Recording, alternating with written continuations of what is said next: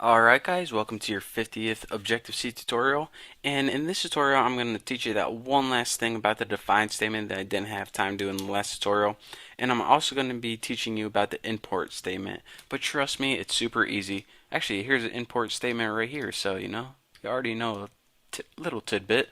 But anyways, what I wanted to talk about in the define last tutorial is that you can also pass in arguments to your definition. So for example, if you wanted to check if a number was even, what you would do is you would pass in an argument such as x, and then when you make your expression, you would put like something like x modulus 2. This means x divided, what's the remainder of x divided by 2? If it's exactly equal to 0, then you know it's even. So you're saying, alright, so how exactly would you use this? You would do something like if even, and then as x, you would pass in something like 15. So we know that's odd. So what this would do is it would say, alright, 15 divided by 2 exactly equal to 0. And so now you just have to make your ns log. So if it's exactly equal to 0, just go ahead and put like it's even. But this is going to be equal to 1 since 15 divided by 2, what's the remainder? I mean, you know what I'm talking about. It's 1. So let's go ahead and make a simple else. And I can't even remember if I taught you guys about if else and not, but ns log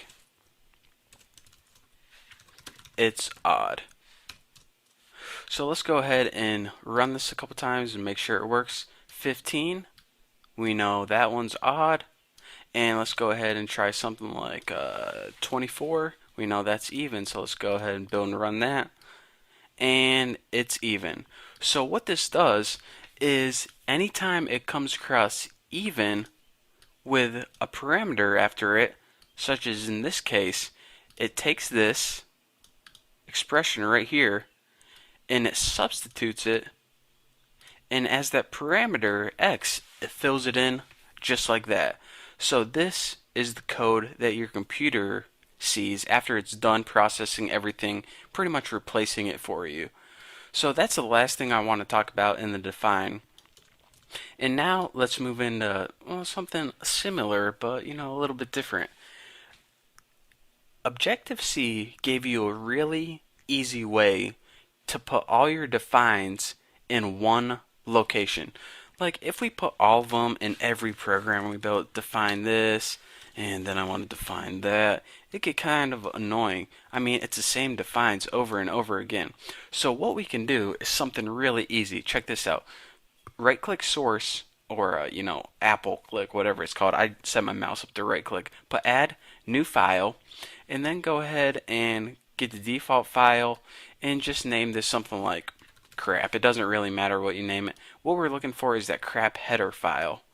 Crap header file. But anyways, get rid of, well, pretty much get rid of everything. Make sure you're in your header file. See, crap.h, get rid of everything. Now the only thing you type into your header file, I mean not even any imports or anything, just write all your definitions right in here. So define bacon as 23, and define toast as 44. So now we should get what, 67 when we add them together. So check this out. We got a header file, but the only thing in it is the find statements. So you're saying, alright, so how the heck am I actually supposed to put this to use of any sorts? Well, instead of writing all your defined statements up here, all you can do is put one import and then go ahead and import that header file, and it'll pretty much replace this with all your defined statements. But say if you had 30 defined statements, you don't want to write that, you just want to write one simple little syntax. And this brings me to another point. You see the difference between this import and this import, aside from the fact that this one has an awesome name, is these little less than and greater than signs in quotation marks. Now check this out. Anytime you're working in the same directory, which pretty much means the same file, if you're like a Windows fan, they might be called files in Mac, I don't know. you're allowed to use quotation marks. So say for example, our Bucky test main method is in the same file as our crap header. But you see, you don't see foundation in here at all. So that's why you need to use the less than and greater than signs. But you can't go ahead and put your header files just like on your desktop or anything. It automatically searches systematically. It's like a special algorithm, the special places that you can put them.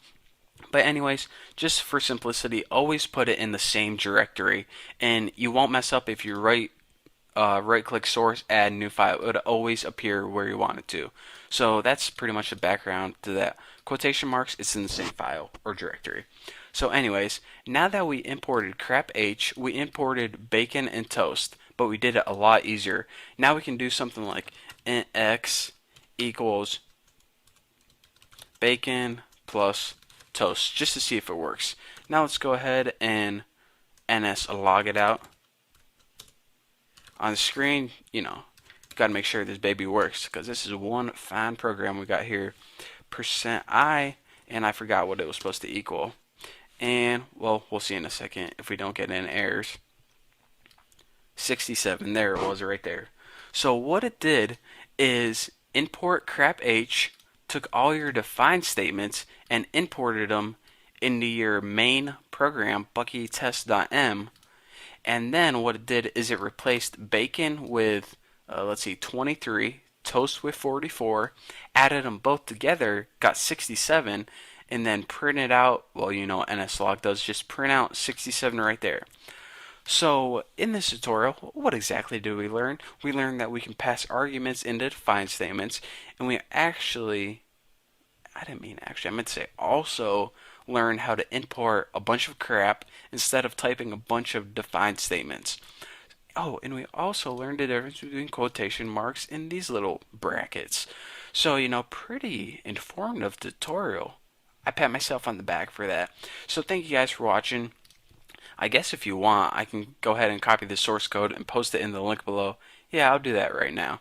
So, yeah, like I said, if you want any of the source code, click on the link below. Thank you for watching. Don't forget to subscribe, and I will see you guys later.